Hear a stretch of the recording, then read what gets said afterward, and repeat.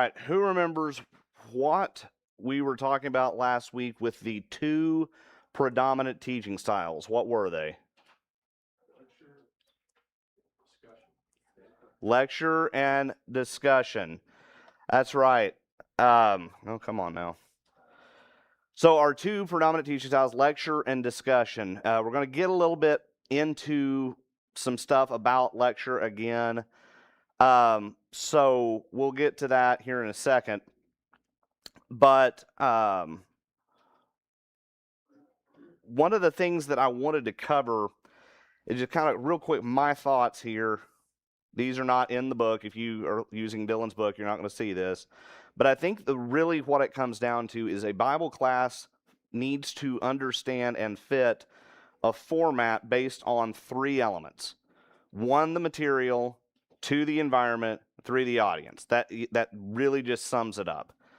If you are getting ready to teach and you are going to just grab onto one of those things and that's how you're going to frame how the entire class is going to go, it may or may not work. For example, if you decide to lecture in a small classroom of about 10 to 12 people over something very practical and discussion based like how to evangelize, that may be ineffective. It depends on who's in the room, but that may not be the best way of doing things. Likewise, if you decide we're going to do a discussion style class out in the auditorium, all of the adults combined over Leviticus, that may not be the most effective way to communicate that material as well. So I think considering all three of those elements, the material, the environment, and the audience, is really important in going into what we need to do in using lecture or in using discussion. It's going to vary based on some of those components. Okay, couple of questions before we get into some more things here. I'm trying to get used to my computer. What did we learn about lecture style teaching? What were some things that we learned about it?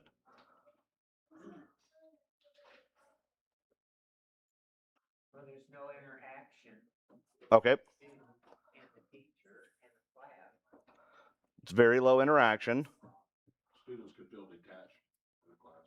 Students can feel detached. I like that, yes. Like you said, it allows you to cover a lot of material over a bigger audience. Okay, yeah. Lots of material for a bigger audience. That works too. Do we remember what were some of the, and some of those go right into this, what were some of the pros, if you will, to lecture style teaching? What were some good things that came about from it? Less likely to go down rabbit holes. Less likely to be chasing every single rabbit that comes along. Yeah, sticking more to a script of what you're trying to get through. Anything else? Your message can be clear. You're able to get a message across. Okay, clarity of message, which kind of goes with the no rabbit trails, trying to really communicate a specific point or points. What were some things that were cons about the lecture? We've mentioned a few. The low interaction, it's not very good for that. What are some other things that we had talked about? Get on the topic. You can Get off topic? Quite possibly, and especially if you start following down a rabbit trail. The speaker might not be the world's preeminent expert on the material. That's a big one. Get his view. That's a big one right there, is you are beholden to whatever the teacher has studied and prepared for. And if they are great at it, wonderful. You're going to enjoy it. You're going to learn something. If they are terrible at it, good luck. And it's not, and sometimes it's just the material itself, the preparation, the knowledge. Sometimes it's their communication style, like Dylan's talked about with passion and trying to keep the class engaged. You can get guys up here. I may be one of them. Don't tell me. I'm still in the middle of teaching this. But you can get guys up here that are trying their absolute hardest. The material is good, but it's like listening to cardboard. It's very hard to engage your brain when they're talking. That can happen too. So that was some pros, that's some cons to lecture. What were some of the pros and cons? Let's start with pros to discussion style of teaching. Yep, Blue, feedback. Yeah, you know exactly what's going on because you're hearing it coming from the audience. What else? I think you can develop a deeper understanding for the individuals in the class. I think it's easier to cultivate that and they can walk away with something that they remember. Yeah, I like that. You can get into the material and really dig in that discussion and develop the points and make them apply in unique ways to those individuals that are in that room. So definitely one of the things we're going to see just at the surface, lecture covers a lot. Discussion probably won't. Lecture can get into some very deep theological, textual things. Discussion can get into a lot more deeper, life application things, if you will. There's depth on both sides. What were some of the cons to discussion style teaching, though? Because it can't all be good. Someone can get carried away there. Bingo. That's probably one of the biggest ones right there. Absolutely, Blue. They can get carried away, take the class way off a direction you don't want to go. Timing? Expound on that a little bit. If everybody's discussion, it may take longer to get through the class. Okay, I thought that's where you're going with that. Good, yeah. You're just not gonna be able to cover as much. The deeper the discussion, the more discussion there is. But going back to going off a little bit, that is a real danger in discussion if you, as a teacher, are not prepared to handle that. We talked about that proactive preparation, how you need to have some of these questions already in your mind before you start that discussion, how you need to have those answers ready to go. You also need to know how to steer it back around. We'll get into some of that a little bit, if not tonight, in a couple of weeks. But you've got to be able to steer it back around from letting that rabbit trail just keep running or saying, okay, but I think we've explored that pretty good. Let's maybe talk afterwards because I think we need to get back to this because you got to be able to steer it back around. And here's the thing to remember. Our responsibility is to foster learning, to equip, and to build up. We can do that through lecture under the right circumstances. We can do that through discussion in the right circumstances. Neither one is great. Neither one is wrong. It just depends on your circumstance, okay? But there is probably a reason that lecture shows up more in a Bible class than anything else. These are some of the reasons that are posited. Number one is it's been modeled. If you think about it, you go to school, especially college, what is it usually? Lecture. Let's sit there and tell you the information, write it down, take a test on it. Most of the time, now maybe it's changed, I've been out for a while, but most of the time, college classes are not very discussion based because these people don't, sorry, I'm going off on PhDs here, but a lot of times people with PhDs don't really care what you think because they've worked very hard to get that degree and they want to tell you what they know. So they don't really want to discuss it with you as much as it is just tell you how it goes, all right? That's okay. I have a JD. I know how that goes. I just tell you what the law is. I don't want to discuss it. Kidding. But it's been modeled so heavily, lecture. That tends to be our go-to for what we think learning looks like. Another one that came up was tradition. We've always done it like this. I don't see that as really being one here, but sometimes different congregations that maybe for whatever reason have not had a lot of teachers, they might just kind of stick to this is, Brother Jim did this for 30 years. He always taught lecture. Why are you coming in and doing all this discussion stuff? We don't want to talk. We just want to hear what he has to say. That can actually be a factor. This is a big one, control. We feel, I did this way too fast. We feel fee. We feel whatever. Okay, well, we feel we must guard the truth, and we don't want anything being discussed that could confuse or be wrong. In other words, if I am in control of every word that gets said in this class, it can't be wrong because I will make sure it's not wrong. Yeah, Dwayne. But what if you are wrong? Exactly. Yeah, right. Exactly. So it sounds really good in your head that, well, I'll just control the flow of this class.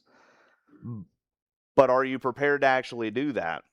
Do you actually know the material that well? Are you that deep into it to where when you say X, Y, and Z, you know, and you can back it up day after day, this is what everyone needs to know. I think a lot of it right here also is fear. Fear is a very powerful motivator for all sorts of things. If we are nervous that we're not going to be able to answer questions or comments or control a class, there may be a natural tendency to just lock the thing down. It may not be control over, I want to make sure that the content goes a certain direction. It may be that I don't know how to keep it going a certain direction. So if we just don't talk about it and we lock it down into this little lecture box, then it's never a problem. So fear is a big one. Honestly, I think for me anyway, I'll go ahead and call myself out on this one. I think a lot of the reason we lecture is this. We're trying to get through material. We put in the study. We know how important it is. We want that information in the hands of the students so that they can start using it in their lives, looking at it when they're studying scripture. So let's just shut her down and run through this stuff. We don't need to talk about it. Let's just get through it. I'm probably, Captain, guilty of that more than anybody else, because it's very tempting when you're teaching to think we have to get through the material. And part of the reason we get that kind of in our head sometimes, I think, and you're going to hear a lot of I thinks. Normally in Bible class, that's a bad thing. You don't really want a bunch of I thinks. This is doctrine. I thinks on doctrine, problem. I thinks on opinional things like this, that's okay. But I think a lot of it for me is I see the importance of what it is that we're studying, and I just want my students in a Bible class to see it too. And that can lead to that feeling of, well, we got to get through it then. If I've gotten through point A and B, but C is the one that I want you to take home, I may start rushing through just to get to C, but A and B may be necessary for the class. If there was a little more discussion, I would have seen that people really needed to hear more about point A. They really needed to apply more about point B. And when we got to point C, they already knew it. Yes, Blue. So you're looking for indicators from your audience, maybe where you can pivot if you have to? Absolutely. I think I like that. You've got to read the room. You've got to adapt and overcome, right? Gunny Highway would be proud. Adapt and overcome, because that's exactly what we've got to do in teaching. You may start with a lecture and end with a discussion. You may start with a discussion and end with a lecture. You may go back and forth. But as long as the class is flowing and people are learning, they are being built up, they are being equipped, and you are sticking to the scriptures, you may have to do that a little bit. Now, it doesn't need to be chaos. So you don't need to be trying to lecture for 5 minutes. Okay, 5 minutes of discussion and done. Now we're back to lecture for 10 minutes, and now we're going to have 2 minutes of discussion. Doesn't need to be chaotic in that way, but look for indicators of, okay, I don't think people are getting this point. Let's talk about it a little more. Or I keep belaboring this point. Everybody seems to get it. Maybe I should move on. So, yeah, go ahead. If it's the 13th Sunday on your lecture or study, then yeah, you ought to be able to try to cover everything on that day. That's the last day on your quarter. It sure feels like that, yeah. But in between there, if you got A and B and didn't get all the C, then I don't see anything wrong with picking it up the instead of feeling like, well, I would rush through that and didn't understand. No, you're right. And the thing I want you to see, kind of that point at the very end there, understand this, it is okay to get behind your teaching schedule if everyone is still learning. So if you think we're going to cover, and if you were in my Acts class, you know this, I had it in my head, we were going to get through all these chapters, we're going to knock this sucker out, but we didn't. We got into some good discussion. We had some big points that needed to be made. It just didn't happen. It's okay. Now, when is it not? Now, it may not be okay if you've been asked to do a very specific thing, okay? What I'm talking about is just like general going through a book, generally going through a topic, just kind of general Bible class. If you've been tasked with a very specific type of class to be taught because of maybe something going on in the church that really needs to be ferreted out and everybody needs to understand it. Maybe it's the, qualifications for elders and deacons, and we really need to drive this home and get down to it because that's coming up. Okay, that probably requires us to stay a little more on point and not get way off out in the weeds because we're being very precise in what it is that we're trying to do with that time. Likewise, if you are teaching a singing class, it's kind of hard to get behind in a singing class because when you decide to stop halfway through the melody of the song, be like, oh, we'll pick that up next week. Nobody learned anything.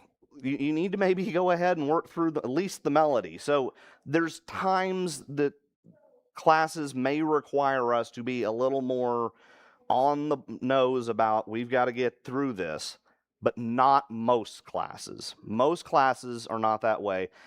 And I would posit to say this. I think most of the time we need to be encouraging as teachers our students to be looking at this material outside of this classroom. Because if this is the only time they're looking at it, if we're lecturing, they're just getting me.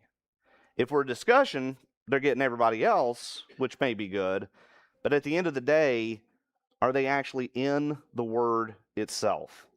Because if they are coming here just to get it fed to them and they never go in and study any further, it's going to help some, but not nearly as much as if they can get some study in. Okay? So, question for y'all who have taught, if you are like me and you tend to lecture, what do you think it is that drives you to lecture? Is it something we've covered? Is it something we haven't covered? Why would you lecture if that tends to be something you do? If you are willing to admit you do. Probably the smartest guy in the room. Oh, yeah, there you go. Uh-huh. It's easier to do. If you're dealing with material, the easiest thing to do is just talk about it and not vary from that. That's the easiest thing to do. But my thought is, if you ask the appropriate questions, you can maintain your direction without getting lost, and you're still very much close to the lecture. Yeah, anyway, but yeah, in some ways, it's the easiest prepared to do this lecture. Okay, we're going to get to that. You're already thinking something I'm thinking. Justin, did you have a point? That was very similar to what I was going to say. I tend to default to a lecture when I feel like the content of what I'm covering is extremely important, and I'm concerned that the other party doesn't, like, for instance, if I'm going over a topic with the kids in school and they are to ask me a question, I may just ramble, right, and lecture at them about that specific topic because one, they don't probably know anything about it at all. Also, I didn't have time to prepare anything. So like Russ said, that it's the easiest one to prepare. You know what you know. You don't know what they know, right? So you can tell them what you know, but if you have time to prepare, then it's easier to do, like, have questions and guide through the questions and find out what they know and what they don't know. I like that. I think those are good answers. For It's a sure. good demonstration too. Yeah. All right, so if you are going to be the lecturer, if you know that you're going to have to adopt a lecture style class, even if it's just for a day, you need to be the type of person that can do certain things. If you can't do these things, lecturing is going to be hard. If you can't hold the attention of the class, might be a problem. If everybody tunes out 3 minutes in, probably not the best style for you. You also have to command the respect of the class to keep it on track. It's not enough to just keep everybody awake. If you ask a question, do you get participation? Do you get challenged on the things you're saying, or do they make good points? And when I say challenged, I mean, like, you're kind of an idiot, let me tell you how it goes, kind of a challenge, not necessarily just questions to keep the discussion flowing, which goes to the third point. You need to know the material inside and out, since you are going to be acting more or less as an authority on it. And you need to manage your time and pace through the material. One of the hardest things in lecture is this. You might not think it, but follow me down this path.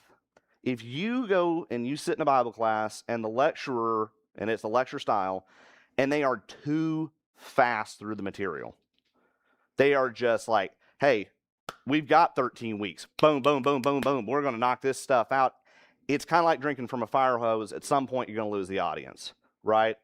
Just that's too much information. I can't keep my notes going fast enough. I have no idea what you just said. Way too much. Likewise, if it's too slow, it's like watching paint dry and you lose the audience again. You have to have a reasonable pace that engages the material and the audience at the right tempo. Because if you go too fast, you lose them. If you go too slow, you might lose them.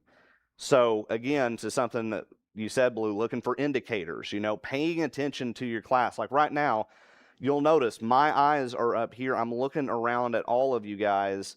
I'm not just burying my head down here on my laptop, because I want to see indicators. I want to see head nods and head shakes, and I want to see hands go up for questions, and I want to see eyes are glazing over. Maybe I should move on, right? Like, I can't do that. Yes, thank you, Russ. I can't do that if I'm not even paying attention to y'all. So, got to be able to manage your time and pace, and your best indicator for that is your audience itself. The discusser. If you say, no, lecture, not a great idea, I think we need to do a discussion style class. Fine. But again, if you're going to do this, even for a day, these are some of the things you need to have in your toolbox. Tools for the teacher, right? You need to have these tools in your toolbox to be an effective discusser. Again, you still got to know the material inside and out, because you're now going to have to anticipate those questions that may arise. You ask one question, but what are the 3 questions that come after that potentially? Are you ready for those? You've got to know how to ask good questions to keep the discussion going. There are good questions and bad questions for discussion. You have to know when to use them. It is entirely possible to go through an entire discussion class asking bad questions, and it was absolutely pointless. Nobody learned anything. Oh, but yes, we answered questions, but it really wasn't the best way. We will, I promise, in the coming weeks, talk about asking those questions. What does a good question look like? We'll get into that, I promise. You still need to command the respect of the class to keep it on track and prevent dominance in answers or comments that may happen. You all may have dealt with this, where you were in a Bible class, maybe here, don't say names, maybe somewhere else, also don't say names, where there was that one person who every single time you got up and you started teaching, or someone else started teaching, brother so-and-so or sister so-and-so had to make a comment. And it was almost always not on point, and it was always had to be answered. Because if you just kind of ducked it, and you said, well, okay, I see that, but let's move on to that. No, they were not content until they had gotten it answered in the moment. Maybe you got lucky and ducked that. I didn't. So you have to still be able to command the respect of the class enough to prevent that. If people know they can run over you with questions, you're never going to get through any material because all you'll get is feedback. Now, that sounds like not necessarily a bad thing. Hey, we're getting the discussion going, but if it's going off this way and then this way and then this way, and you're not able to funnel it back and say, guys, I understand all of that, but here's our point. Let's get back to this point, and no one wants to follow you there, it's not going to be effective. Stuart, Yes. and the people that do that usually are saying the same thing every time. They have a topic that they're Oh, yeah. passionate about, and everything pertains to that. It absolutely. Yeah, even things that don't even tie into it, they'll make the furthest possible tie just to get back to it. Yeah, that can happen. But just like we talked about managing pace with the lecture, you have to manage flow with discussion. It's still kind of the same concept. If you actually stop and you go back to the note, if you were taking notes on the lecturer slide and you take notes on this discusser slide, you're going to find that they actually overlap pretty heavily, okay? You're just doing slightly different things with it, but some of the same characteristics have to be there. You've got to make sure you don't have those rabbit trails. Sometimes it happens, but you don't need so many of them that everybody's getting distracted. If you're chasing every single comment and every single idea, even if it's not on topic, you're going to lose the audience. Too many questions. If every single word out of your mouth is another question, and you just decide, hey, I am Socrates today, and we are doing a full Socratic method, as somebody who went through law school, that's what they do. It's annoying because you just want to hear something every once in a while and just learn something every once in a while and not have to be answering questions for an hour and a half. Same thing. If you're just asking question after question after question after question, people may overload and shut down. You lose your audience. And finally, what if you're not even asking the questions? Guess what? You're saying it's a discussion class, but you're barely asking anything. It sounds like you've gone back to lecture, and people may get bored waiting for the next opportunity to say something and then just kind of tune out. It's like, if I were to have come in tonight and said, we are going to have a detailed discussion class. This is our topic, and we're going to ask questions, and we're going to talk about it, guys. And then for the next 20 minutes, I go on and on and on to set up the intro, and I never ask a question, and then I ask you one, and it's not even a good one. And then I lecture another 10 minutes on the answers that were given. It's hardly a discussion class. So you still, with a lecture, having to manage pace, you have to manage flow in a discussion. Well, if you're a discussion, does the teacher necessarily have to ask questions, or is it just an open floor and they expect the students to ask questions? I would say it's got to be a little bit of guidance. As the teacher, usually you need to give some prompts. Sometimes the prompts will come from the class, but a lot of times you need to steer it to the point you're trying to make. It doesn't do you any good to just say, all right, are there any questions after every single point you're trying to make? Because there may be, and that may be good discussion. But if you're really trying to get people to think about it, you may have to do a little more guidance. That doesn't mean you don't field questions coming from the audience, but you may have to be a little more direct in how you get them there. It may start with one out of the audience, and now you spin it around through some questions into the point you were trying to make.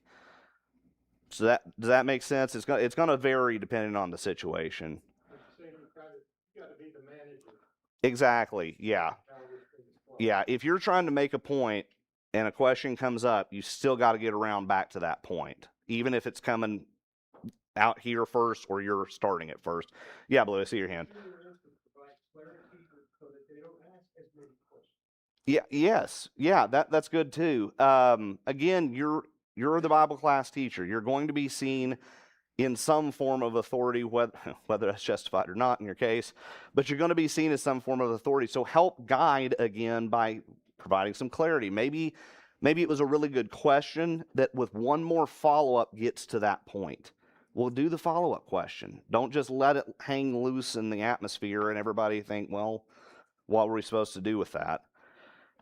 So this gets to, again, this is not in the book, but Dylan's not here to stop me, so it's going to happen anyway. This leads to what I think is the hybrid approach. and this is getting to what Russ was talking about earlier. I think sometimes the best approach to a class is to adopt a hybrid method, that is, some lecture and some discussion. This method factors in those three elements we talked about: material, environment, and audience. And it gives you the flexibility to move a little bit one way or the other based on how the class is going. If you go in and you say, we're doing discussion only, and you're not getting discussion, or you're not asking good questions, it's not going to really be effective. If you go in and you say, we're doing lecture, and you're not moving through the material at the right pace, and you're not engaging in the right way, that may not be effective. I think with kind of hybridizing the two, we can kind of flex and move a little bit where it needs to. So the example I came up with is dense material and, let's say, Leviticus. If you want to talk about dense material, that one's pretty dense. It may lean lecture, but the small classroom size and the spiritual maturity of the audience may lean toward discussion. So how do you make sense of that? I've got a small group of really mature Christians, but this material is so dense. What do we do with it? Well, under the hybrid approach, you lean a little into the lecture to set up the context. You want to maybe set the framework for what's going on. Then you lean back into discussion to talk about, now, what does that actually look like? Do we see anything in our lives today as Christians under the new covenant that kind of relates to this? Have that little bit of discussion. Then maybe you lean back to maybe you're going a couple of verses at a time, and so you go to the next passage, and you kind of set that up a little bit, and then you lean back into, okay, now how does that relate to the New Testament? Do we see any difference between these verses and the verses we just looked at? You're going to be leaning a little bit, is the way I like to say it, during a class. Or it's possible each class may have a little bit more of a style that's dominant. It may be a little more lecture or a little more discussion. But the key is this: not to lean back and forth so much that no one knows what's happening. Again, like I talked about, you can't say 2 minutes of lecture, 3 minutes discussion, 1 minute of lecture, 3 minutes of discussion, 2 minutes of discussion, 3 minutes of lecture. It can't not be frenetic, chaotic nonsense. It's still about control of the material, the environment, and the audience, and making sure everybody is getting a chance to foster their learning, to be equipped, and to be built up. I think the one thing about this is it's probably the hardest of all the methods to master. I think everybody can kind of figure out lecture. It takes a little bit of work sometimes to get the pace down, or to maybe learn how to ask a question in the right time. But for the most part, I think we can all kind of get lecture. Discussion style, I think we can all conceptually get. It's those questions and really how to drive discussion that can probably be the thing that holds us up. It's not necessarily that we don't know how in general. It may be that we don't know the specifics that really make it effective. We'll talk about that coming up very shortly. With the hybrid method, I think it's probably the most effective because you can see what's going on with the class. The lecture's going good, but I think it's time to ask those questions. Let's move into, how do we apply this? Let's ask some questions about that. So it can be very effective, but it can also go very haywire, very fast if you're not skilled in both aspects of lecture and discussion. If you're the greatest lecturer in the world, but you have no idea how to lead a discussion class, and you decide, hey, I'm going to try this kind of hybrid way of doing it, you're going to take it way off. It's not going to go well. If you are the greatest at fostering discussion, and every single time you're behind the podium, you're getting the best discussion ever, and you're like, well, I'm going to set it up with some lecture, and you have no idea how to do that well. It's the same thing. It's not going to be as effective. So in some ways, I think this is the hardest to master, but I think it can also be the most effective, again, depending on the material, the environment, and the audience. Remember those three elements, because that's going to drive so much of the format that you are selecting for your class. All right, so before I introduce what we'll start talking about next week, which is really the crux of the discussion stuff, which is driving discussion and everything that goes into that. Because like I said, I think sometimes we don't have the tools necessarily. It's not that we don't understand it. We just don't know what they are specifically. Let me ask you a question or two about this hybrid approach. Number one, have you ever been in Bible classes that seem to look more like this hybrid approach? Okay. I think we've all can say we've been in lecture ones. Maybe we've been in discussion ones, maybe not. But if you've been in this hybrid approach, and Daryl, you put your hand up, so next question to you. Sorry, that's how it goes. Did you like that approach? Did that make sense to you? So, that's what I was telling Russ, this is actually the way I prefer to teach. When I did the teen class, I like to do this, but what I found the trick was lecturing at the beginning and getting those questions going at the end, and not letting it jump into the middle of your lecture. Not lecture a little bit and doing that, like you said, the 3 minute, 2 minute, 3 minute, 2 minute. That was not the way that it worked for me. And that's good, yeah. To actually do that lecture a little bit and do it. I like it because at the end of that lecture, if you have that time, it allows for you to do the benefits of the discussion part. And to give people the opportunity to go, this class went right over the top of their head, or, all right, I didn't hit this hard enough, or man, I dwelled on that way too long. Yeah. And it lets me learn, go, maybe I need to change my style a little bit, or what I'm teaching the subject, I need to go. No, that's great. Keith, yeah. Also, again, for our teaching here too, I think the teachers have gotten familiar with the level that the class has the ability, or they can read the class to determine, okay, do I need to go into the material, what level or depth that I need to go into the material to, or can we look at this and then move into a discussion or structured questions that are going to reinforce the points or the things that you're looking to make in that lesson. And then you also, with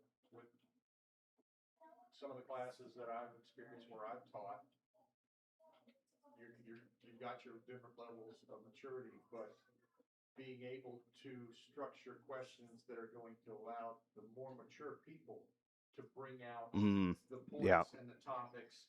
And so it's not a lecture, doesn't appear to a lecture thing with me, but an open discussion, and that will, with some of the lesser maturity, can bring up the questions that you go, okay, do we need to allow the people to explore this, or do we want to try and avoid that rabbit hole? But you've got a dynamic in there with this hybrid approach.